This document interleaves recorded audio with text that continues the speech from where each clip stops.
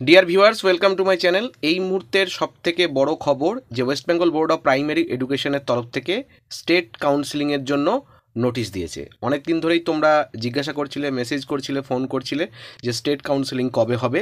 সেই সংক্রান্ত নোটিফিকেশন কিছুক্ষণ আগে জারি করেছে প্রাথমিক শিক্ষা পর্ষদের তরফ থেকে।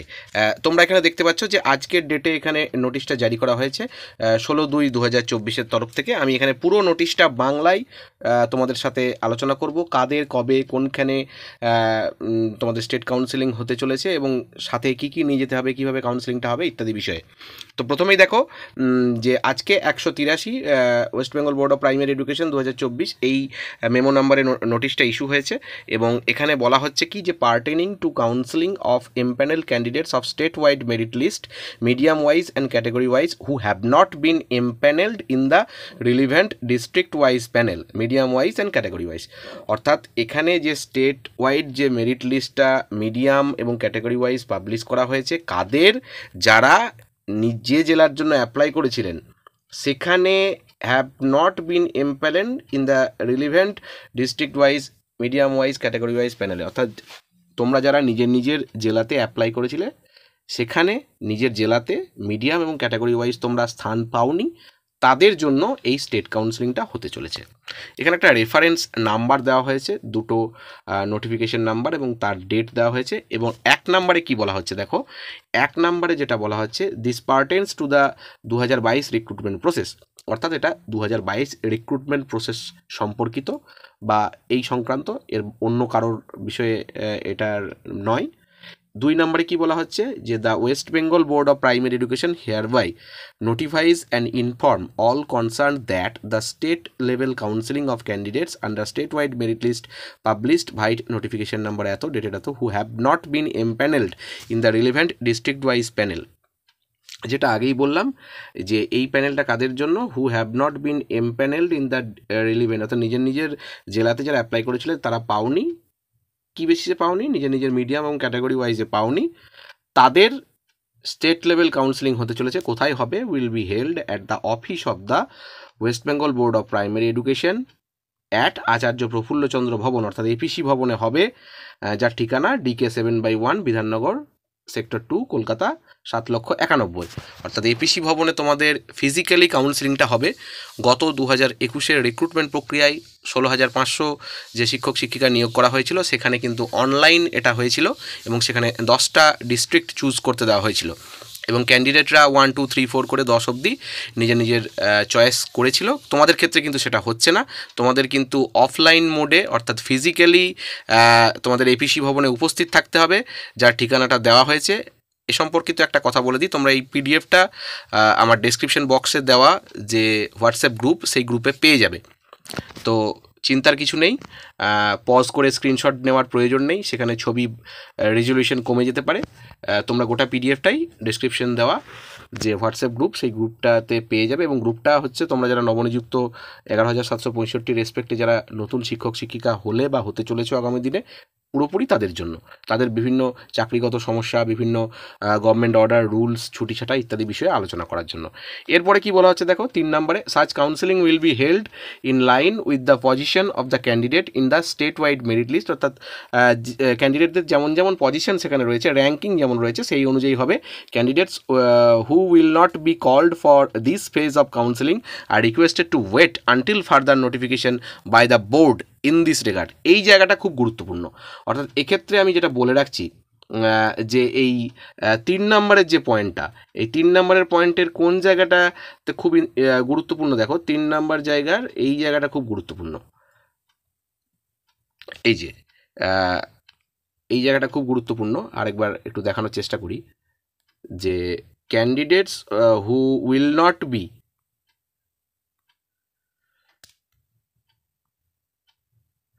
candidates who will not be called for this phase of counseling। অর্থাৎ এখানে কি বলা হচ্ছে যে সমস্ত ক্যান্ডিডেটরা এই ফেজটাতে অর্থাৎ এই সিটে যাদের নাম নেই তাদের দুশ্চিন্তা করার কোনো কারণ নেই, তাদের জন্য বোর্ড আবার একটা পরবর্তীতে নোটিশ জারি করবে। Candidates who will not be called for this phase of counselling are requested to wait, তাদেরকে অপেক্ষা করতে বলা হচ্ছে আনটিল ফার্দার নোটিফিকেশন, পরবর্তী নোটিফিকেশন পর্যন্ত বোর্ডের তরফ থেকে যেটা পাবলিশ করা হবে। অর্থাৎ যেটাকে আমরা আগের যেটা দেখেছিলাম, যেটাকে আমরা এক কথায় আনঅ্যাবজর্বড বলে থাকি। এই আনঅ্যাবজর্বড ক্যান্ডিডেট কারা? যারা এই স্টেট কাউন্সিলিংয়ের মধ্যেও নিজেদের জায়গা করতে পারবে না, কিন্তু পরবর্তীতে তারা পাবে।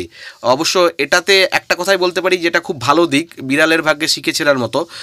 গত 2021-এর যে রিক্রুটমেন্টের কথা বারবার বলছি, কারণ সেখানেই প্রথম স্টেট কাউন্সিলিংটা হয়েছিল, আমরা দেখেছিলাম সেখানে যে 16,500 শিক্ষক শিক্ষিকা নিযুক্ত হয়েছিল, সেখানে দেখেছিলাম এই স্টেট কাউন্সিলিংয়ে যারা পায়নি বা আনঅ্যাবজর্বড থেকে গেছে, তারা কিন্তু পরবর্তীতে নিজের নিজের জেলায় পোস্টিংটা পেয়েছিল। সুতরাং এটা কিন্তু খুব ভালো দিক, এটাতে প্যানিকগ্রস্ত হওয়ার কিছু নেই বা ভয় পাওয়ারও কিছু নেই, চাকরি হবেই, এটা জেনে রাখো, গ্যারেন্টি। এরপরে 4 নম্বরে কি বলা হচ্ছে দেখো, candidates must bring the following documents with them in original with a self attested copy of each. অর্থাৎ ক্যান্ডিডেটকে এই নিচের এই ডকুমেন্টগুলো আনতে বলা হচ্ছে, অরিজিনাল এবং একটা করে সেলফ অ্যাটেস্টেড কপি। কী কী ডকুমেন্ট? প্রথমেই বলা হচ্ছে যে অ্যাডমিট কার্ড অফ টেট। তোমরা অনেকেই আমাকে মেসেজ করেছো যে টেটের অ্যাডমিট কার্ড হারিয়ে গেছে। এক্ষেত্রে বলতে পারি একটা থানাতে গিয়ে জিডি করিয়ে নেবে, জেনারেল ডায়েরি, তার রিসিপ্ট কপিটা থাকলেই হবে। Downloaded document of TET qualification, তোমরা যে টেট কোয়ালিফাই করেছো তার ডাউনলোডেড ডকুমেন্ট, কোয়ালিফাইড বলে লেখা থাকে 14 সালের টেট পাসদের ক্ষেত্রে। তো এই ডাউনলোডেড ডকুমেন্টটা তোমাদের কিন্তু চাই, এটা 2। 3-এ কী বলা হচ্ছে, অ্যাডমিট কার্ড অফ মাধ্যমিক বা এবং অথবা সার্টিফিকেট। কিসের জন্য? তোমাদের বয়সের প্রমাণপত্রের জন্য, অ্যাজ প্রুফ অফ এজ। 4 নম্বরে বলছে মার্কশিট অ্যান্ড সার্টিফিকেট অফ মাধ্যমিক, অর্থাৎ মাধ্যমিকের অ্যাডমিট, মার্কশিট, সার্টিফিকেট 3টেই। 5 নম্বরে বলছে marksheet and certificate of higher secondary education, অর্থাৎ এইচএসের মার্কশিট এবং সার্টিফিকেট। 6 নম্বরে কি বলছে, marksheet and certificate of 2 year DElEd or DEd special education, ডিএডের বা ডিএলএডের যেটা হচ্ছে 2 বছরের, যেটা তার মার্কশিট এবং সার্টিফিকেট। 7-এ বলা হচ্ছে marksheet and certificate of graduation, যদি কেউ গ্র্যাজুয়েশন দেখিয়ে বিষয়টা করে থাকো তাহলে তাদের সেটাও লাগবে। 8 নম্বরে বলা হচ্ছে কাস্ট সার্টিফিকেট, যাদের এসসি এসটি ওবিসি এ এবং বি রয়েছে তাদের। 9 নম্বরে বলা হচ্ছে যদি কেউ ফিজিক্যালি চ্যালেঞ্জ হয়ে থাকো বা হ্যান্ডিক্যাপ্ট হয়ে থাকো তাদের জন্য রাখবে সেই সার্টিফিকেটটা।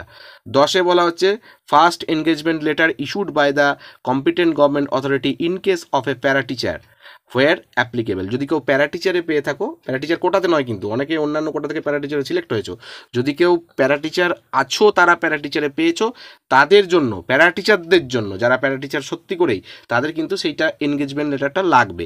11 নম্বরে বলা হচ্ছে experience certificate of para teacher, প্যারা টিচারদের যে বয়সের এক্সপিরিয়েন্স থাকে সেটা। এবং 6 নম্বরে বলা হচ্ছে ভোটার কার্ড অথবা আধার কার্ড, যে কোনো একটা নিয়ে গেলেই হবে।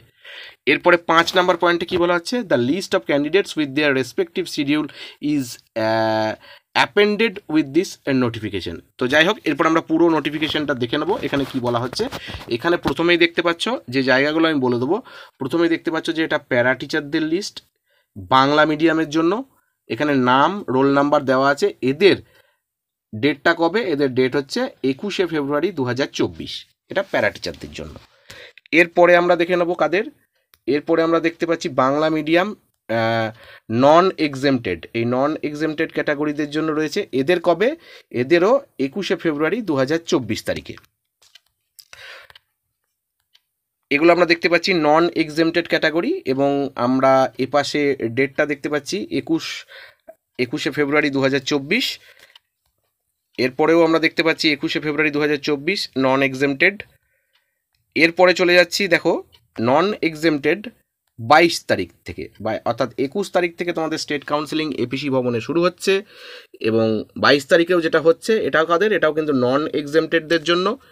আবার দেখে নেবো, এখানেও নন এক্সেমটেডদের জন্য 22 তারিখে, এবারও নন এক্সেমটেডদের জন্য 22 তারিখে, এবং এখানে তোমরা স্টেট ওয়াইড তাদের মেরিট পজিশন পুরোটাই জানতে পারছো।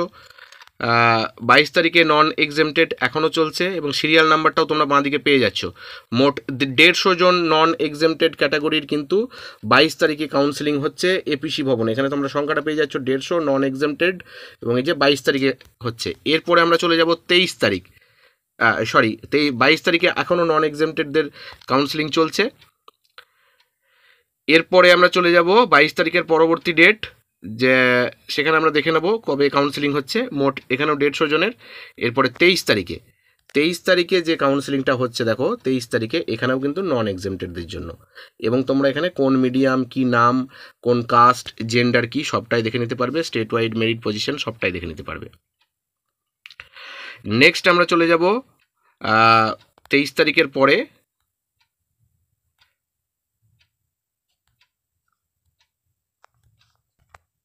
এখানে দেখতে পাচ্ছ 24 তারিখ, 24/2/2024 অর্থাৎ 24শে ফেব্রুয়ারি 2024 এখানেও নন এক্সেমটেডদের কাউন্সেলিং হচ্ছে। এগুলোও সবই নন এক্সেমটেড। 24শে ফেব্রুয়ারি কাউন্সেলিং হচ্ছে, অর্থাৎ 22 তারিখ থেকে কাউন্সেলিং শুরু হচ্ছে, মাঝে 23 তারিখ কাউন্সেলিং হচ্ছে, এবং পরবর্তী সব নন এক্সেমটেডদের জন্য। এবং প্রথম দিনে অর্থাৎ 22 তারিখে প্রথম দিনে কিছু প্যারা টিচারদের কিন্তু কাউন্সেলিং রয়েছে সেখানে। এখনও নন এক্সেমটেড আমরা ক্যাটাগরি দেখতে পাচ্ছি, এবং এখানে 24 তারিখে যে কাউন্সেলিং ডেট সেটাও আমরা লক্ষ্য করছি। এবং পুরো পিডিএফটা যেটা বললাম ডেসক্রিপশন বক্সে দেওয়া গ্রুপে তোমরা পেয়ে যাবে। এবং এই 3 দিন কাউন্সেলিং হচ্ছে, 24 তারিখেই শেষ, পিডিএফটা এখানেই শেষ হচ্ছে। অর্থাৎ 22 তারিখ থেকে 24 তারিখ পর্যন্ত কিন্তু কাউন্সেলিং হচ্ছে। কোথায় কাউন্সেলিং হবে? আচার্য প্রফুল্লচন্দ্র ভবন বা এপিসি ভবনে, সল্ট লেকে ফিজিক্যালি কাউন্সেলিং হবে। ভালো লাগলে ভিডিওটা লাইক, কমেন্ট এবং শেয়ার করে দিও। ধন্যবাদ।